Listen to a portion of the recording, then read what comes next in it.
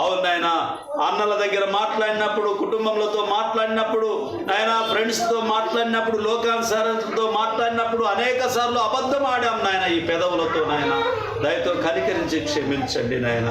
నాయన మేము పెట్టేటటువంటి ముద్దు మా పిల్లలకు, మా కుటుంబంలో ఉన్నటువంటి పిల్లలకు నాయన అది పరిశుద్ధంగా ఆశీర్వదింపబడినటువంటి ముద్దుగా, సహోదరులు ఒకరికొకరు ఐక్యమత్యంగా ఉండి పవిత్రమైన ముద్దు పెట్టుకోవడానికి నాయన మీ ముద్దు అనేటటువంటి గొప్ప అంశం ద్వారా అనేక విషయాలను లోతుగా మేము జ్ఞాపకం చేసుకొనిచుండగా మాకు కావలసిన వాటిని అన్నిటిని నాయన ఊహించు వాటికన్నిటికన్నా అత్యధికంగా మీరు దయచేస్తున్నందుకు వందనాలు.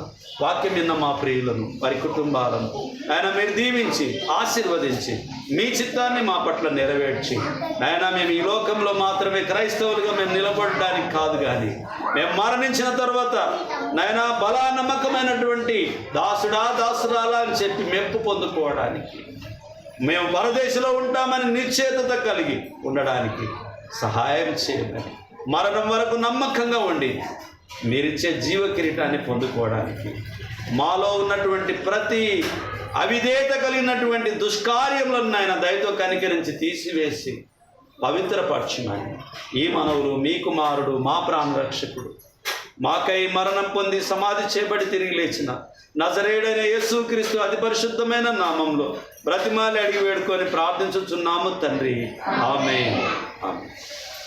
ప్రభు నామమున అందరికీ వందనాలు.